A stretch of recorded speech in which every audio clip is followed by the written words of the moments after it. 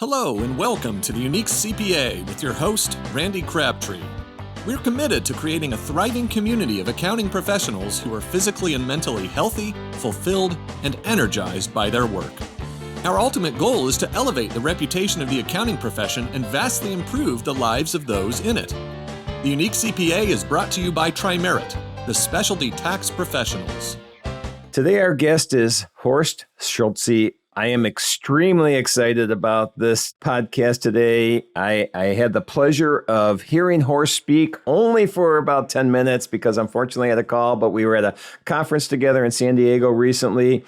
Just to give you a quick intro to Horst. Horst is the co-founder of Ritz-Carlton Hotels. Yeah, that's a pretty big deal. He retired years ago, but that only lasted a couple days because he, as I read in some of the things he's said in the past, is he likes playing hotel. And so started another hotel group shortly after his retirement from Ritz-Carlton that ended up being a highly acclaimed organization, Capella. Today, you can find Horst out educating, talking, speaking about excellence. He's written a book called Excellence Wins, a no-nonsense guide to becoming the best in the world of compromise. I can go on and on about Horst, but let's get to Horst, to the guest of honor here today. Horst, welcome to the Unique CPA. Thank you. Nice to be with you. Yeah, it was unfortunately when you were out there in San Diego speaking, I had to walk out after about 10 minutes with a phone call. And man, was I upset I had to do that because especially afterwards, I heard everybody talking about what a great speaker and educator and talking about excellence and all that you did.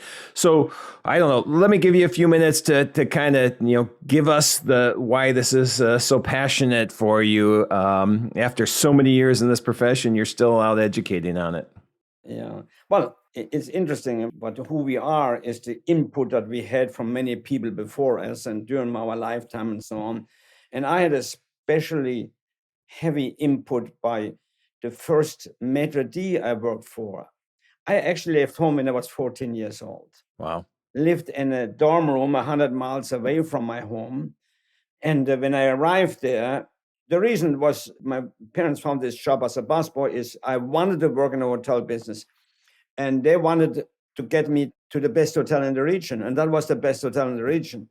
But the maitre d' who welcomed me, he said two sentences that changed my life. Now, in the moment, 14 years old, I didn't get it. Right. But he lived those sentences, and consequently, over the next 3.5 years working for him, I adopted much of it, obviously. So the first thing he said just one sentence: tomorrow show up at 7 a.m. If I meant 1 minute after 7, I would tell you so. He establishes discipline, controls, excellence, everything right there in one sentence. I didn't get it, but I learned it later. And then he said one more sentence. He said, and don't show up to work. Show up to create excellence in what you're doing. And that's the word excellence. He used the English word excellence. And I was in Germany. He spoke 5 languages fluent. And he always used the word excellence when he referred to excellence. In fact, before I left there, 2.5 years later, I went to Switzerland to work a season in Switzerland and then in the whole America line and in Paris and in London and so on, and came back to the US eventually. The last thing he said, come here, look me in the eyes, never go to work. You're a human being. You go to create excellence. Chairs on which you sit, work. Computers, he would say today, work. A telephone works. A spoon works. You, and those things fulfill functions. You are a human being. You create excellence in what you're doing. He actually made me promise that never go to work. You're a human being. So he had huge influence of me. That's great. Is this, I'm just curious now before we get into anything else, is this somebody you were able to stay in contact with? Did he ended up seeing the Ritz-Carlton come to life? No. He had died long time since I left there and truly worked in the finest hotels in Europe. Plaza Athénée, Paris, Boulevard Palace Rosanne, Savoy, and Green Park in London, and so on, whole America line. And then I ended up for a year as room service waiter in San Francisco, and I'm still here. That was 1964. Well, somebody, I was working in the Savoy in the grill at the time as a waiter, and somebody said, "Hey, do you want to work in America?" I said, "Yes." Now, if he would have said Zimbabwe, I would have said yes. I mean, I was young. Yeah, oh yeah, sure. And he said, "Well, give me your address. I send you some papers. You go to the embassy, you get the papers, and come to the US." And I did. Huh. You didn't tell him, though, you weren't going to go to work. You were going to go to create excellence. And no, interesting enough, it's kind of an interesting question. Let me hook up, and I finally ended up to work as a room service waiter in the Hilton in San Francisco, with a very intent to go back within a year or two. But before I got back, I wanted to learn the language well. I still work on that. Okay. You're doing well. And I wanted to learn new culture, new systems, new ideas. And I wanted to have a promotion from room service waiter to room service supervisor. I knew I could get that because I could see that's how they're promoted in the Hilton. And I knew I was the best waiter. And my manager in room service was German too. So I had an in clearly. And sure enough, a few months later, another supervisor got promoted. And the manager said, "Now, tomorrow morning, show up at 8 o'clock. We're going to say goodbye to Bill and wish him good luck. And I'm going to announce the next supervisor," which, of course, would be me. So I went in at 8 o'clock and we applauded Bill, who got promoted. And he said, "The next supervisor is Fred." And I knew I wasn't Fred. Now, this anger and this pain and this ego and this stupid management and all that was in my mind. It took me several months to admit the other guy deserved it more. Once I realized that, he came to work 5 minutes early. I arrived 5 minutes late. I partied a lot in the evening. I'd hardly say good morning. And he said, friendly, "Hello, everybody." When the manager asked, "Do some side work over here, like folding napkins or something like that," I said, "Why me?" The other guy said, "I'm happy to." I then went back to my little furnished room in the Tenderloin district where I lived, 3 blocks away from the hotel. And I talked to the maitre d'. Now, he had passed away, but he didn't show up. Don't worry. But I talked with him. And I said, "Forgive me." I went to work. Oh, wow. And I promised him it will never, ever happen again. And I promise you it didn't. Really? Every morning, I will remind myself. In the beginning, I wrote on the mirror, "Go to work for excellence." Every morning, I remind myself, I'm a human being. I'm better than just fulfilling a function. Right. I'm not a chair. And my career took off. I would say that's right there. I mean, man, we can just go into a long story of leadership there. The leadership that maitre d' showed you, and that stuck with you all these years. And then you realized you weren't following the things you had promised him you would. It took several months to admit that, by the way, several months of ego problems. So I eventually admitted it and then approached the situation. I went back to him and said, "Excellence, yes." And from there on, it changed my life. Totally. Well, that's amazing. So this is the Unique CPA. I love the story. And we're going to go into a lot of stories because I'm just keep getting goosebumps just listening to the stories you're already telling. Let's try to talk about, and then we can probably do it in general, but I'm sure we can get more specific with our profession, the accounting profession. You just spoke at a conference. We have many things that I think can be better, can be changed. And that you and I said before the podcast that some of the things that we're dealing with are not unique to our profession. We feel like they are, but they're not. So we have all kinds of things we can go into. But one of them is people aren't coming into our profession right now. We're not attracting them. We're not retaining people. I feel the culture needs a bump up because people just they decide, hey, I want to go into IT rather than accounting because IT is a lot more fun and exciting. And so there's things that we're just struggling with as an accounting profession. From your standpoint, creating excellence, from customer service, from all that, what can we do to be better as a profession, I think? Well, big question. Yeah. Well, it's really, you hear the same comments from every industry. I understand I'm on several boards. I consult with several companies. I make speeches to us. I spoke to you the next day. I spoke in Los Angeles, and the following day in Kansas City. to totally different industries. Yep. And I heard the same feedback, and it's the same issue. It's really, forgive me, now here comes this stupid words that everybody uses, a leadership issue. I agree. Everybody talks about leadership. Everybody talks about culture. Everybody talks about alignment. And it seems nobody knows what it really is. Look, I sit in boards with several CEOs, and it is sometimes pathetic, I have to tell you, what the thinking of people. We have to understand, no matter what we produce, if I'm building tractors, or I have a hardware store, or I'm a CPA, or I have a hotel, it's not about us. It's about our customers. And the way I can reach these customers is through my employees. Look, I had hotels in 5 continents, and each one was voted number 1 in the world in their location, by the way, and the company number 1 in the world.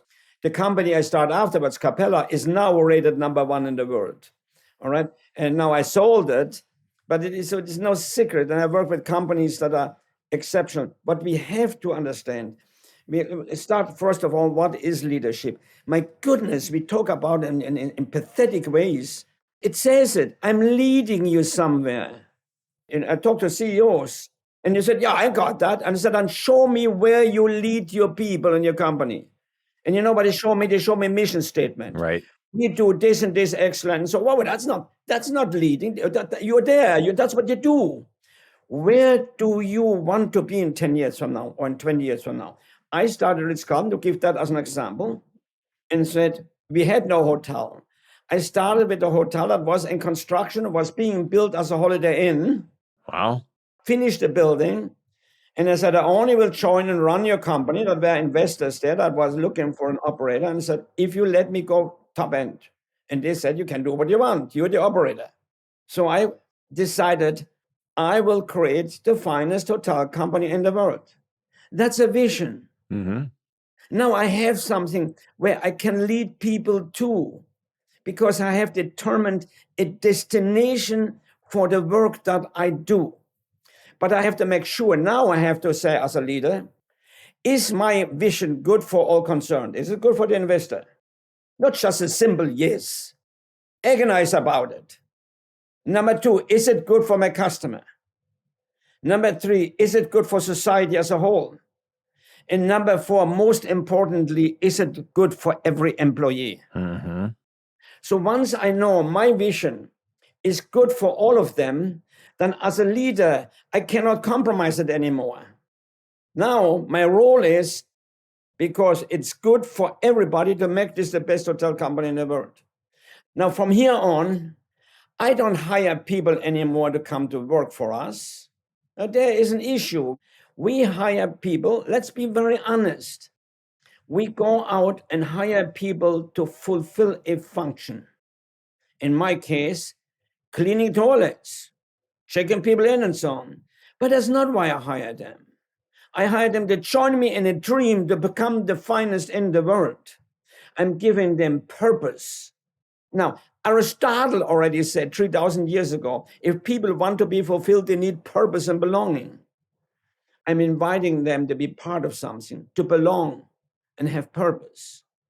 That's how it has to start, and show them. But then I have to connect them that purpose of being the best in the world will, for you, create more opportunity, more income, recognition, honor, definement. You will be defined as the finest in the world. I'm offering you that, to join me in that wonderful journey. Now, there's no function I'm offering you. Now, why would you join me for a function? You see, it starts there in the selection. And if eventually a person works for you and they leave and they don't want to work for you, and we say, well, they were not good, wait a minute, then why did you hire them? Right. How did you orient them? How did you train them? What is your work environment? It's you, leader. It's not them. Right. So if you create that kind of an organization, and let me just explain the processes that number 1, select them right. Number 2, orient them right. A key element, orientation. First day of work. What do we do the first day of work? I can tell you what you all do. Here's our rules and regulation. Here's the handbook. Here's the insurance paper. Here's this. And when you finish with all that, you, the manager, will say, make this the team speech. We're a team here, bravo. The famous team speech without giving an objective. Yep. You're not a team unless you have a common objective. But they talk about team without saying, here's what we want to accomplish together. Here's our objective. And then, on the first day, you say to the new waiter, who is Bill, now, Bill, I let you work with Joe over here. He knows the ropes. Suddenly, you're in the rope business. And you turn Bill over to Joe. And on the way, then they leave, and on the way to the kitchen, let's say, Joe tells Bill, this company sucks. And that's the new guy's orientation. Right. Great. And you have expectation. Let me tell you, I did every orientation of every new Ritz-Carlton around the world and told them, here's who we are. Join us. Here's where we're going. And here's, it's good for you. Be with me. And then I stayed there to train. I didn't go as a CEO and have a glass of champagne with everybody and dance. No, I was there to train the employees and teach them. And that's why our turnover in the hotel, but now look at in Ritz-Carlton, our turnover, now I'm gone a long time. I don't know what's today. Right. First of all, we were voted number one in the world for 14 years in a row when I was there. Amazing. And not on that, number one brand in the world. And I didn't just sit there and hope that happens. We had a process selection. Number two, orientation. The first day we tell them the behavior that is needed in our job and how and who we are and so on, because behavior cannot be taught after a person is 16 years old unless there is a significant emotional event in a person's life. And the first day of work is a significant emotional event. And we waste it. And number three thing we do, of course, teach the processes. And number four, we sustain it all. Every day, you cannot go to work in my companies without having a 5-minute meeting where we remind you that we're here for the customer and so on. Oh, they know it already. It doesn't matter. I will keep it right here in front. Right. So that is the processes to accomplish that people feel part of you and want to work and want to do. What is a company all about? Let's look at it for a moment. Yep. There are all kind of people over there. That's your market or your potential market. I have to know what is the expectation of that market relative to my product. What is the real expectation? Can you tell you one expectation? They want to be respected. No, so not only your tax work and so on, they have other expectation. And you should know that. And you should now align, here's this word, not a buzzword, align your employees to what those expectations, and you, the manager, create processes, system, measurements, and controls so it will happen. But you make sure the customer expects it. And if you bring leadership into the equation, you create an environment where the employee wants to do it. Well, they want to, if you introduce them already, what it means to them to be highly respected, what are the future and so on. You connect them. The millennials today say, here's another, the millennials, a big deal. The millennials, what is the two things that are key differential about them is number one, they say, do it my way. My way. Okay, when they buy at McDonald's, I order number one. They say, take a number one, but I take 2 sliced tomato, no mayonnaise, pickle, and all. That's how they work. Right. In my way. In their work, they want to give input relative to their work. Well, listen to them. They know their function better than you do. So the other thing they say, what is in it for me? Well, tell them. If we are here accomplishing our objective, here's what's in it for you. All kind of recognition, all kind of honor. You're defined as somebody exceptional because you work with our company. That's in it. That's what's in it for you. Right. I mean, my goodness. And then the other buzzword, let's get rid of that too now. Then I'm ready for any kind of question, but let's get rid of it because It's all the same every company I work with. The other one is culture. Everybody talks about culture. It's not enough to use the word culture. What is a culture? The culture is the common belief of the organization. How do you communicate that belief? How do you make sure that's the belief? Every day we give a message before in our 5-minute meeting about who we are, where we open a new hotel, what we're thinking. Every day, the same conversation takes place in every hotel around the world. Every day, we send that conversation. Sounds like consistency is key too. Consistency and create a common belief. We believe we're the best. We believe that we will benefit. We believe that we respect it. We believe we're the greatest pro in our industry. We believe that together.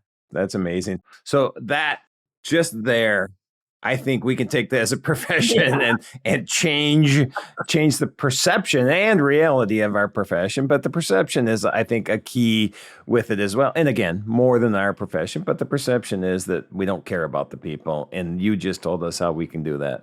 Yeah, well, the first thing that you have to learn to know that is that you are in the service industry.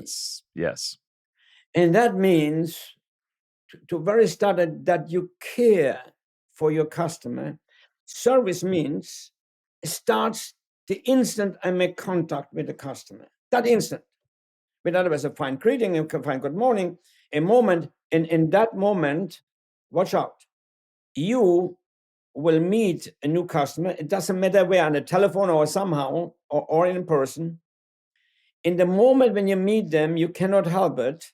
Subconsciously, you make a decision about them.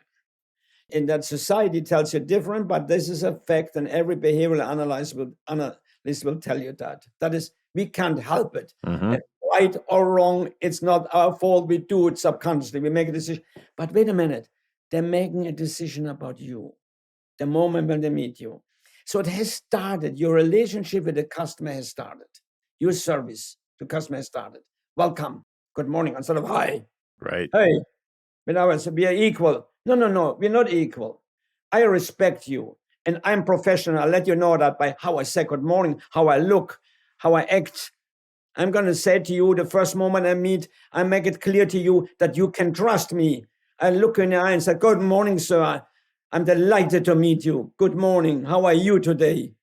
And I look in the eye and I look right when I meet you as a customer, and I act right, and I smile at you. And so, no, that's the first step of service. Now, here comes the second step of service. It's not about you. It's doing your best relative to your product or service, doing your best to help them. And if that is your mindset, you will never lose them. They become loyal. There are 3 types of customer. They're the dissatisfied ones. Watch out. They become terrorists against your company. Yep. They go on the social network. So you cannot afford that. If you're any smart, you know you cannot afford that. So they're the dissatisfied one. And then they're the satisfied one. They're satisfied and they go next door if there's a better deal. Right. And then there's the loyal one. Now that's another talk. Loyal customer satisfaction, customer loyalty. Well, what is it? Customer loyalty is nothing else but they have developed trust in you. And here's a very important thing. I hope everybody listens to that one. Listen to what I tell you now. This is mind-boggling. In a very recent survey, 70% of the market, means everybody out there, said, I am willing to pay more for your product if I know that you care for me. Right. Wow. Hey, but you know what? 80% of the millennials say so. And they're pretty soon your only customers. The rest of us are dead. True. So look, they're saying, 80% of them, if you care for me, I buy your product. And in fact, I'm willing to pay more, even if I know I can get it for less next door. Once I know that, this is scientific service, guys. Right. Now, once I know that, what am I doing about the caring part? Yep. Altogether, what is the expectation of the customer when they buy something from you? See, this all has been studied. And we work without blah, blah, blah, without knowledge, without destination. We just go and do things. We just function. Well, the expectation of your customer. in any purchase, your expectation. If you buy anything at all, a computer, a microphone, a car, a bottle of water, let's stay with that. What is your subconscious expectation? You want the product to be defect-free. Yep. Subconsciously. Number 2, timeliness. Very important, extremely important. Timeliness, responding to emails, being in time, responding in time, everything. Timeliness is very important. If you're not timely, they don't trust you. So, no defect, timeliness. And the third thing that you expect when you buy that bottle of water is, you expect it to be clean. You expect it when you want it. And number 3, you expect that the people who give it you are nice to you. Caring. Caring always comes in. Yep.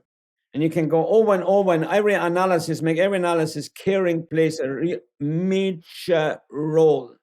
And who gives that caring? Your employees. Well, that goes back to the 5 minutes that start every day. This is what we go over. But to go even further on that, I've read and I've heard you on other podcasts talk about the fact that you had every employee had a card, and these are our values, or what did you call them, and what was the cards for? It was our canon card, or our credo card. Our creed was written on there, the creed of the organization, and then the 20 non-negotiables. That means 20 things. You can argue everything else how we should do it, but those 20 things, here is what we have to do. One of them, for example, silly things, but we got those things from customer studies.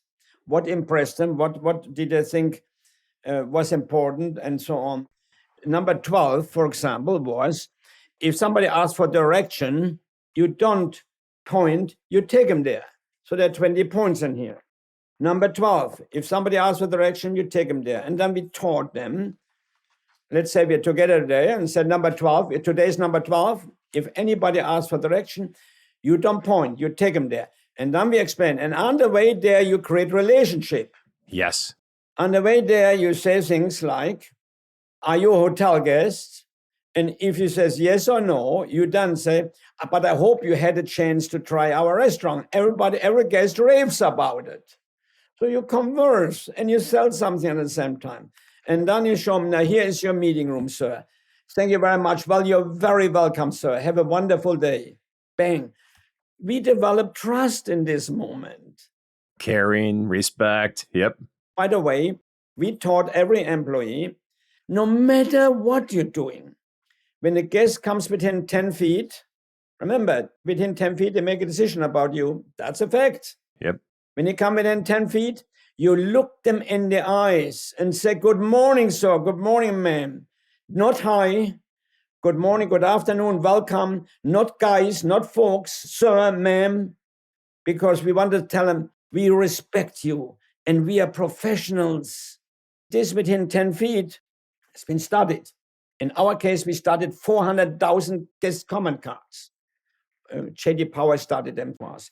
Whenever the first contact was excellent, for 3 days, never did a complaint follow. Wow. Never. Because we put a subconscious positive in them. Whenever the first contact was not excellent, always, soon after, a complaint followed. Room service was too small, slow, the curtain didn't open, something. So have you taught to make sure that the first contact is excellent so that a customer will trust you? Have you taught to the timeliness and all those things we have to understand and create processes behind it? Be sure we align our employees around and so on. And by the way, number 12 is that question, is if a guest asks for direction, don't point.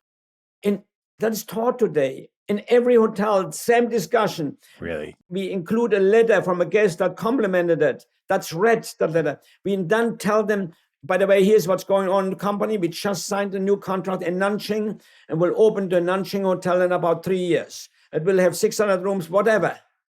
We let them know that they're part of something. And guess what? In 20 days, we repeat number 12. Yep. Right.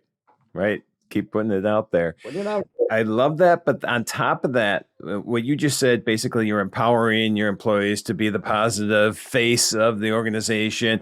But I read somewhere too, if there was anybody that had an issue, there was a complaint, there was a concern, that each employee was also could make a decision on how to rectify that. Yes. By spending money on it too.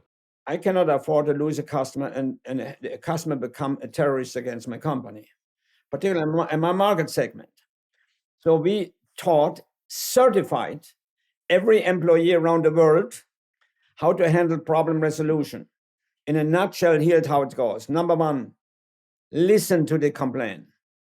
Number two, show empathy. Number three, apologize.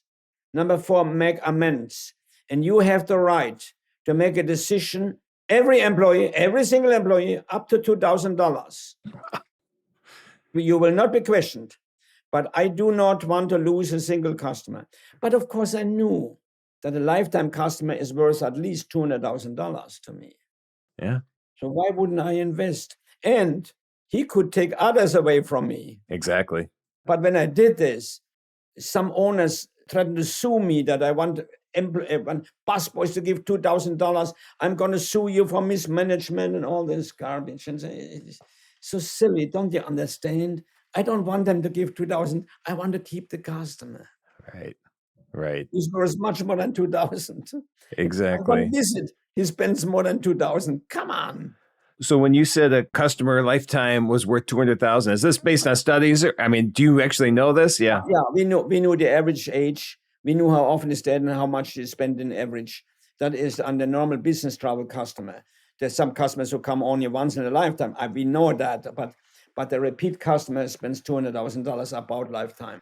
All right, so 2,000, and you said it, is a drop in the bucket compared to that. Plus, that terrorist against the organization would be worth. Yeah. I mean, that would even be more traumatic. So much more traumatic. Yeah.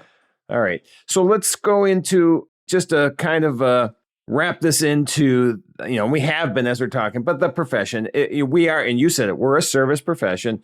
Honestly, from a technical skilled standpoint, there's not going to be much difference between me and another organization, It is the service, the relationship, the making the customer feel valued. So how do we then... What you believe in and so on. Yeah. Let me put it in a nutshell. It's very simple. We know Aristotle started that. A human being wants to belong and wants to have purpose. So that should end you offering a job. Mm-hmm. You're offering purpose and belonging. Now, here's another fascinating story. Now, that's a little older. They started with 70-80% before. It's pretty new. There's a little older started. The largest study ever made for workers, 3 million workers, US and Europe. Many universities were involved. And the question was, what is most important in your job? Name it 1 to 10. Money was number 6, by the way. Oh, wow. Number 1 was a sense of belonging. Belonging. And we're not offering it. I'm not belonging to a function. I'm belonging to an idea. I'm belonging to a plan, a destination where we are going. The vision, the purpose, what I can say is so important. I'm giving you a purpose. It's more important than anything, and the sense of belonging. And by the way, the second one was the typical millennial thing. It was elbow room, and they explained it with, I am fulfilling this particular job, and I'm getting from a boss a memo how to do it. But I have done it for 10 years. I know better. Why wouldn't anybody ask me? Right. It's so stupid. Yep. I mean, it's amazing. It's amazing. But it's a power thing. I'm the boss. I'm going to tell me how to do it now. Or my mother-in-law told me, or something like that.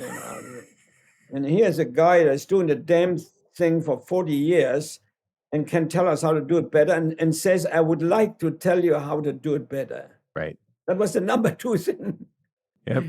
Respect me. Yeah. We started a new service about 4 years ago that I got passionate about just the tax code portion of it, but I wasn't prepared to start making a service. I just was going to go educate on it. And one of our new employees, brand new, came to me and said, hey, you need to make this a service offering. I mean, he's brand new with us. I go, well, if you want to do it, you take charge, you run with it. This is your thing. Sure. And that's what we did. And this ended up being one of our largest service offerings that we've done in the last 4 years. We have to accept, okay, first that's the employee. Let's bring the employee in to become part and understand that the customer wants us to care for them. Yep. That's it. That's the issue. And I was recently, I spoke to the Classic Hotels of America convention. Before me was a lady who spoke. And mind you, she's running a good hotel. She's a good manager. I mean, I'm not taking away that her results. However, she spoke and said, in a 45-minute speech, said at least 30 times, I'm not exaggerating, forget everything you know about the business. Everything is new, high tech, and here's what, and this, you check in on this thing, and all the conversations are taking place everywhere.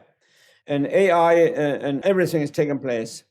But she kept on saying, forget everything you knew. And I was the next speaker and said, nothing is new.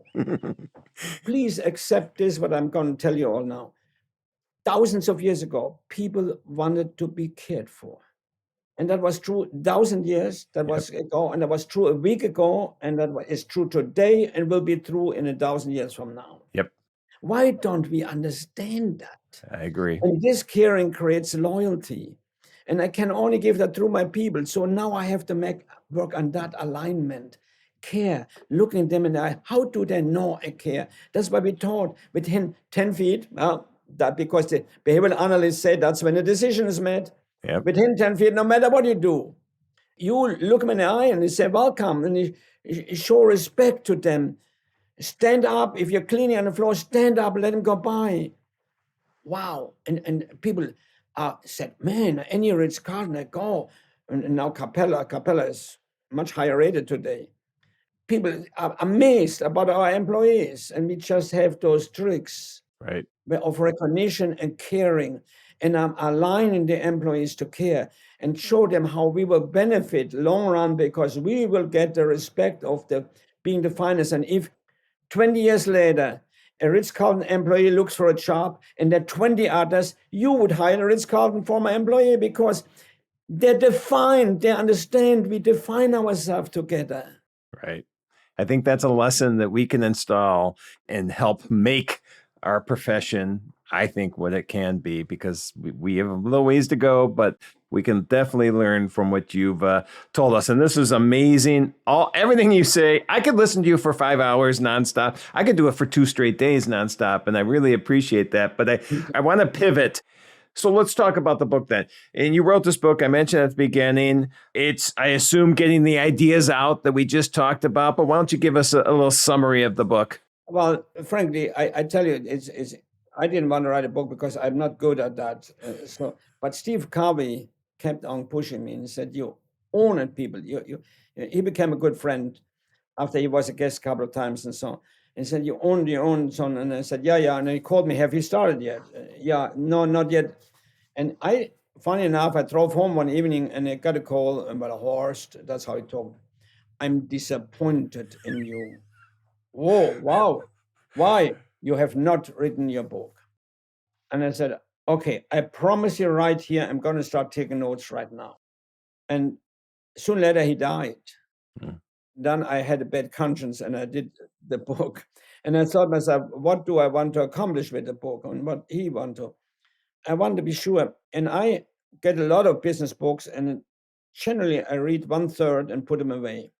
And I thought, gee, I have to tell stories around those things. Mm-hmm. So I try to tell stories around the issues that I discussed today. I'm very fortunate. It's very, very successful. Yep. It's funny how books, I didn't know how that works. I thought people would buy it in a store, but it's not true. I have one guy call me, for example, and said, I was in Florida. I took my flight back to Seattle. Somebody gave me a book. I started reading in a plane. I finished it in a plane, and I just ordered 5,000 for every employee. Bang! And Wow. then another CEO bought 3,000, and several bought 1,000.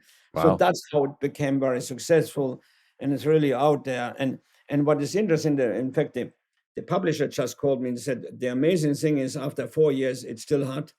It's still selling that way. Well, I'm fortunate. That's all. Well, because the items you share, the knowledge you share, I think is just amazing. I have not read it. I am immediately getting on wherever you tell me, Amazon or wherever, and ordering it. You will be a better man after you read it. Believe me, I'm a better man than I was 45 minutes ago since we started talking. So I really appreciate that. I know. Yeah. And I talk to a lot of people. And in fact, after our podcast, I'm on the way to San Antonio to make a speech tomorrow there, also about a very fine company that are moving forward with the whole idea from the beginning. And they're using the book as direction, as a guide. And funny, I was in the Delta Sky Lounge a few weeks ago, and I went to get a cup of coffee, and it was very crowded, big cup of coffee. And there was this big, struggling guy in front of me. I mean, 6'4" or something. And he said, "Are you Horst?" And I thought, Maya, maybe I did something wrong. I mean, yeah, I am. I mean, he scared me. No kidding. Yeah. I am working with my company through your book. Thank you very much. That's amazing. That's it's amazing. When it gets, so people get the point when they read it. And I was hoping that particularly young people would read it because of the stories and finish it. I hope that CEOs would read it and would be a little bit embarrassed. Yeah, I can see that. How we look at as employees. Unfortunately, I see too often, we look at employees just as somebody that fulfills a certain function for us. They're human beings. Come on, they're human beings. Right. They need the fundamental respect as a human being to be part and be something, they have purpose, and align them to the other human beings. Suddenly, if they feel part, they don't leave for another job for $5. It's not what they No. They're leaving you because you don't feel right. I worked with one bank. Let me just tell you that. Yeah. Oh, yeah. And from the very beginning, I looked at employee turnover, lost accounts, and so on, and analyzed it. And that bank lost it in the 11 months before. It was December, so we looked for that year. In the 11 months, they lost 200 employees, which was a 36% turnover. I said, wait a minute, why did they leave? And the answer was money. You don't understand, banks don't pay much, and so on. So we created a team. Now, it took us 1 year to call every one of those employees back. And our story was, look here, we just check in on you because you used to work for us. We care for you. I hope we just want to make sure that you're fine. And with all respect, and by the way, we cared for you. And if you ever want to come back, this is about all voluntary leavers. Right. If you ever want to come back, we're here for you. Just so you know, we're not looking for anybody now. Just we say thank you that you were part of us. And by the way, would you tell us very sincerely why you actually left the company? Yep. You know how many have left for money? Not many. 6. Yeah. And we said all left for money. You don't understand. We don't pay much and so on. Right. Oh, they didn't feel part. Didn't feel respected. They didn't see a future and so on. With other words, they weren't part of something. Yep. Look here, we're human beings. We need that. Why don't we accept that? All of us need that. Yep. Have you ever seen the movie Castaway? Yes. Yeah. You know, when you go all alone, you go crazy. Yeah. I mean, you can be all alone working around people who don't care for you. Right. What I don't say is compromise. I'm not saying that. You don't compromise. If they don't do the job, you don't compromise. If they don't, and not probably you don't compromise. You're not there to compromise. You're there to make it the best in the world. Best in the world. For everybody. For all concerned, not for one. There was 4 things: for the employee, for the customer, for the society, for the and the investors. The investors. Investors, the customer, the employee, and society as a whole. Got it. I personally, and I hope nobody gets upset what I say now. Whoa, but that just came out. But I personally would go back to myself and say, would God approve? Right. That's me. Yep. I agree. Would God approve in what I'm doing? Yep. You don't have to do that. But I do that when I'm finished with this analysis. And we spent a whole day before Ritz-Carlton with 2 VPs that I hired. Now I knew them well because they used to work for me before in Hyatt already. I was in charge of food and beverage operation for the United States before I started this. So we sat the whole day and answered, is this dream good for everybody? And we put flip charts out and wrote down why. And then we wrote a big list on why would not be good for them. Right. And how do we eliminate this, the negative and so on. So we worked on it the whole day, questioning, is this vision good to become the business? Because we knew we have to set high demand. We have to set to ourselves. I mean, sometimes we may have to let somebody go that cannot do it or will not do it. And, Right. and the pain of that. I let 2 general managers go that previously was friends. And I cried, Right. but I had no more right to compromise. Right. I had made a decision. They cannot help me be the best in the world because they just don't fit it. And I'm responsible for all concerned.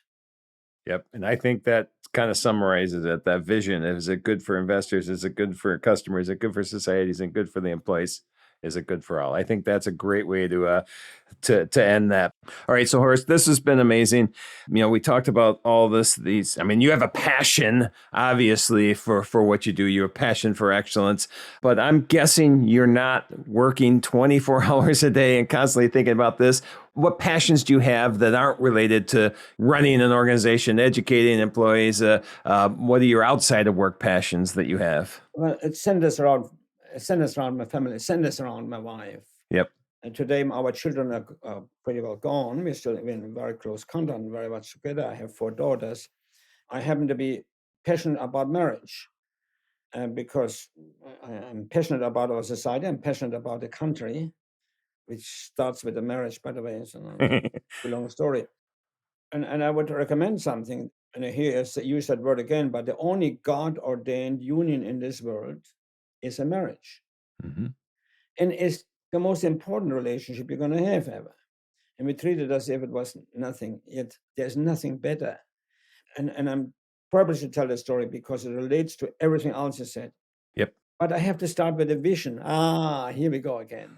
Purpose of the marriage. I had a vision when I got married 44 years ago, nearly 45 years ago, that I would be in love with my wife the rest of my life. Not only love, I know, absolutely love her, of course, this human being, but I would be in love. That's a decision. That's part of the vision and part of the model of leadership. The next thing I committed myself to that, just like at work. Next thing I have to institute the things that creates it. I want to be the best in the world. Well, what do I have to institute here? Wow. What I have to do? I institute the thing that creates it. I had to play with my mind. The way I do that still is when I drive in the driveway here, and I have a long driveway, and there's a gate. It takes a few seconds. I thank God for this beautiful wife that I'm about to hold in my arm and put it into my mind. I have to put it in my mind every time. And I tell the story in speeches. I sit down once in a while with my wife and say, how can I be a better husband? Hey, guys, try it. Yeah. Try it. And the one that benefits from it is you, not your wife. You will benefit from it. Right. Come on. You see, excellence is not an accident. Excellence is the result of high intent and hard work to get to that intent. And it's a decision to do that. And the decisions you make determine your destiny. Come on, this is it, So I'm passionate about the family thing. I'm passionate about, I know that it's misunderstood and misinterpreted often because I'm not an idiot about that, but I'm very passionate about my belief. Yep. I had cancer 30 years ago where I was given 10 months to live by the major hospitals. And when you have that, I promise you all, you will understand that there is something more than you in this. And I promise you would, as a relationship that I had that ends all doubt.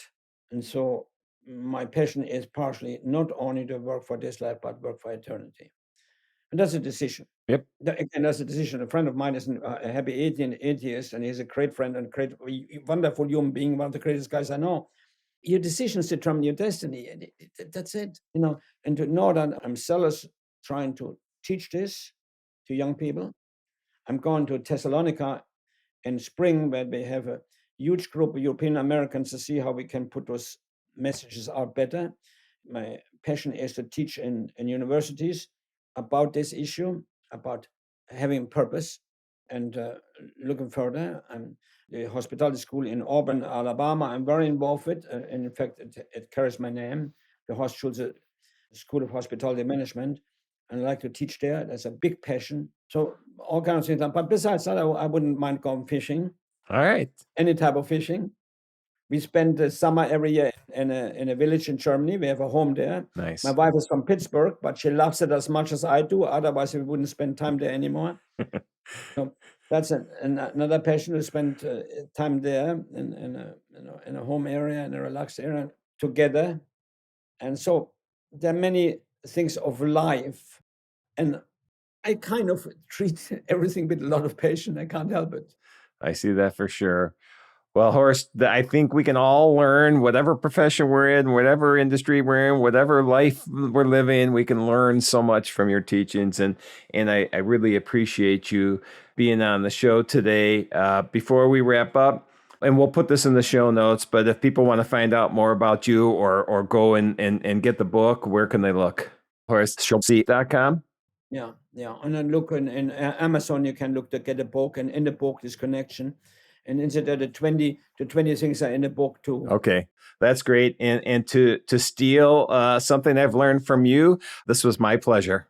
My pleasure, yeah. Instead of saying, okay, it's my pleasure.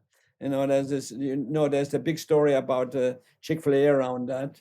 I was teaching them, and I told them they should change their language, should not just hey, and so on and so on. And we discussed it all, and I discussed what we say in Ritz-Carlton, for example. I said, don't say okay, let's find something else. And we in Ritz-Carlton say my pleasure. And the owner of Chick-fil-A said, I was consulting with them for quite a while, said, I like my pleasure. And I said, I obviously do too, Yeah. but it's wrong for your market segment. Right. He said, I like it. That's it, became it. Now people think I did it. I told them not to do it. Well, but you consulted still. So. Yeah. I told them not to use different words anyway. So. All right. Well, Horst, this truly has been my pleasure. You were very gracious to agree to do this, and I really appreciate it. God bless. God bless you. Thank you for joining us today on the Unique CPA. You can find the show notes for today's episode and learn more about TriMerit at theuniquecpa.com. Remember to subscribe and leave a 5-star rating on your favorite podcasting app. And join us next time for more expertise and insights on the Unique CPA.